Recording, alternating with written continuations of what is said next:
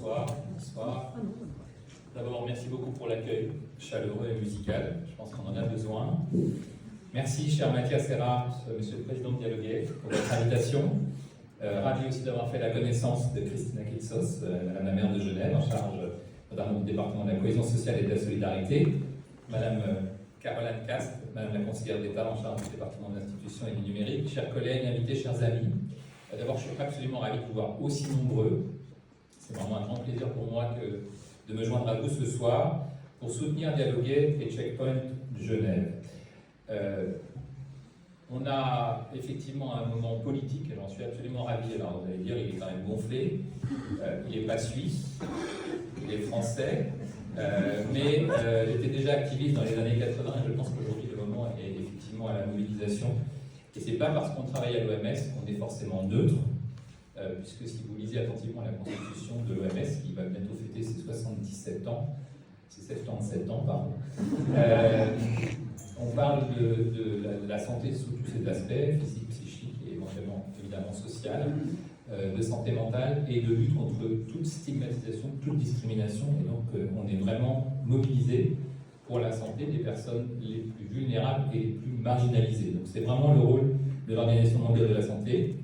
Et donc je voulais être là parce que le travail que vous faites au quotidien mérite vraiment d'être salué et soutenu. Et il est aussi important à Genève, en Suisse, en Europe que dans le monde.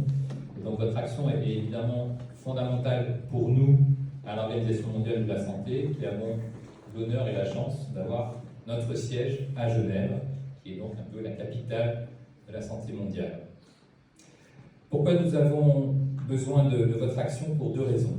Tout d'abord parce que les meilleures pratiques et les approches que vous développez ici, pour l'éducation à la santé, pour la défense des droits, pour la prévention, pour la lutte contre toute stigmatisation et toute discrimination, pour l'accès à l'information de qualité, surtout en ce moment où vous savez combien la désinformation et les fake news voyagent rapidement sur les réseaux sociaux, le harcèlement aussi bien entendu, le diagnostic, le soin, le respect dans la diversité peuvent être partagés avec l'ensemble des organisations non gouvernementales et des communautés du monde entier.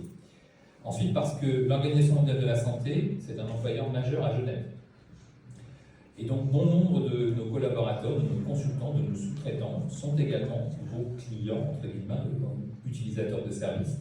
Et nous faisons partie tous de la même communauté genevoise, qui est une communauté ouverte, accueillante, tolérante et libre. Et je suis un ancien Parisien, je suis genevois depuis bientôt 2 ans, et je dois dire que je suis très heureux et vraiment ravi d'être membre désormais de cette communauté genevoise. Genève, c'est un mélange unique d'activités locales, d'activités fédérales et internationales, et je me réjouis à l'idée de renforcer encore notre collaboration dans l'esprit de cette magnifique ville. Je dois vous avouer que j'ai personnellement beaucoup apprécié les occasions d'apprendre à vos côtés et de collaborer avec vous.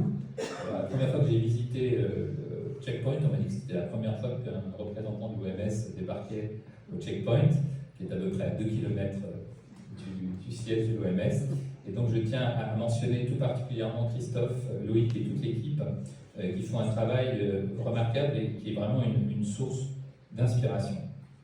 La Suisse, plus globalement, inspire depuis longtemps des actions dans le monde entier sur les meilleures pratiques en matière de soins, de santé pour les populations clés que beaucoup de pays ne veulent pas que nous citions, donc les personnes LGBTIQ+, les travailleurs du sexe, les personnes en prison, les consommateurs de drogue. Des installations de réduction des risques liés à la prise de substances sont intégrées depuis des décennies dans l'infrastructure de la ville de Genève et sont désormais mises en place en Europe, pour la première fois par exemple au Royaume-Uni. Donc vous voyez qu'il y a encore des pays proches qui sont en retard par rapport à la Suisse. Et enfin, les efforts déployés sous votre direction pour soutenir les personnes qui se livrent au chemsex sont tout à fait louables. La santé et les droits des personnes LGBTIQ+, sont importants pour le travail de l'OMS, en particulier parce que nous avons des travaux qui sont axés sur la lutte contre le VIH-Sida, mais aussi, c'est très important, les hépatites virales, qui affectent beaucoup de monde, qui donnent des hépatites chroniques, des cirrhoses et des cancers, et toutes les infections sexuellement transmissibles qui sont en pleine explosion, en pleine expansion en ce moment, avec notamment le retour de la syphilis et de la syphilis congénitale, donc transmise de la mère à l'enfant, le virus Mpox, dont vous savez que c'est une urgence de santé publique internationale, les enjeux de réduction des risques liés aux prises de substances et la santé mentale. Et vous, par l'intermédiaire de Dialoguer et de vos partenaires, montrez souvent l'exemple. Cette année, concrètement, nous prévoyons d'élaborer des orientations sur les antirétroviraux injectables, une avancée considérable pour le traitement, mais aussi la prévention du VIH. On va voir arriver des molécules qui, injectées une fois tous les 6 mois, évitent toute infection par le virus du VIH, et sur l'utilisation d'une autre prophylaxie, la doxyPEP, qui réduit les nouveaux cas de syphilis et de chlamydia parmi les populations clés. Dialoguer et ses partenaires ont déjà pris de l'avance dans l'examen et l'offre de ces types de services. En ce début d'année, nous reconnaissons bien sûr que le monde devient de plus en plus difficile et complexe, alors qu'il fait face à des défis multiples et majeurs existentiels qui nécessiteraient une collaboration accrue, de la créativité, de la cohésion. Nous devons affronter des menaces considérables pour la santé mondiale et la santé publique, les droits humains, on en a beaucoup parlé, la solidarité internationale et la protection des minorités. Le président Trump a pris 4 executive orders, comme on dit, donc 4 décrets présidentiels, que je voudrais vous détailler parce que je ne suis pas sûr que tout le monde les ait lus avec attention. Le premier, dont on a beaucoup parlé à Genève, parce que Genève va évidemment être perdante, c'est le retrait des États-Unis de l'OMS. En fait, ce n'est pas un retrait des États-Unis de l'OMS, c'est un retrait des États-Unis de la communauté des nations dans la bataille pour la santé. Donc c'est les États-Unis qui abandonnent les autres pays pour lutter sur les enjeux de santé publique. Ça a un impact financier pour l'OMS, un impact financier pour Genève, et juste pour vous donner un ordre d'idée, c'est entre 500 millions et 900 millions de dollars qui ne seront pas consacrés à la santé sexuelle, à la lutte contre le VIH, aux hépatites, aux IST et à la tuberculose par exemple. Deuxième décision, on en a beaucoup parlé, c'est la fin de tous les programmes diversité, équité, inclusion, non seulement aux États-Unis, mais dans tous les organismes mondiaux qui sont financés par les États-Unis. Vous imaginez l'impact des universités américaines, mais aussi toutes les ONG qui ont ces programmes et qui vont voir une interruption de ce financement. Troisième décision, la fin de l'accès aux données. Donc toutes les données fédérales qui parfois appartiennent aux États africains qui sous-traitent aux États-Unis ne sont plus accessibles. Si vous allez sur les portails aujourd'hui, ces données sont offline, il n'y a plus d'accès aux données, alors qu'on connaît aujourd'hui l'importance d'avoir accès aux données pour des décisions de santé publique, des interventions de santé.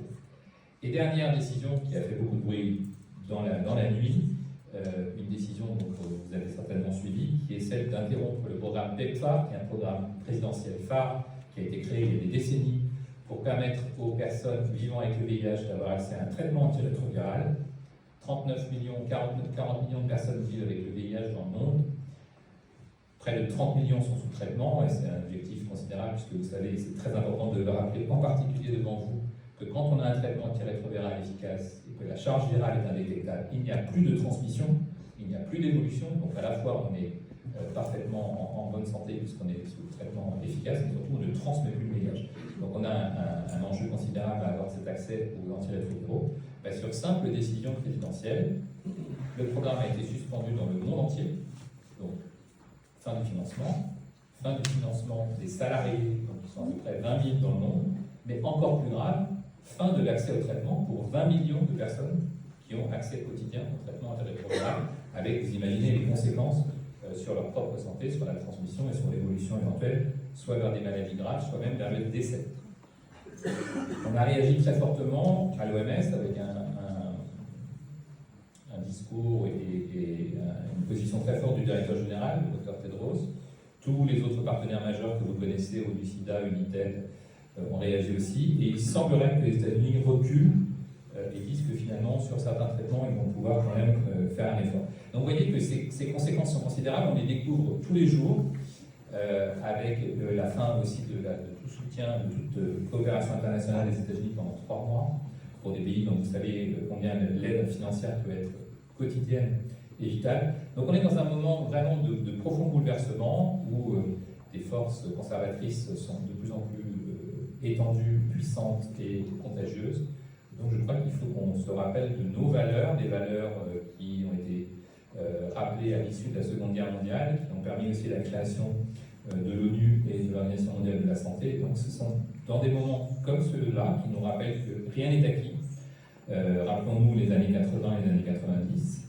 J'ai l'impression, en tant qu'ancien activiste des années 80, qu'on revient vraiment en arrière, soit pour les droits des femmes, soit pour les droits des minorités, que ce soit pour protection des plus vulnérables et des plus marginaux d'entre nous.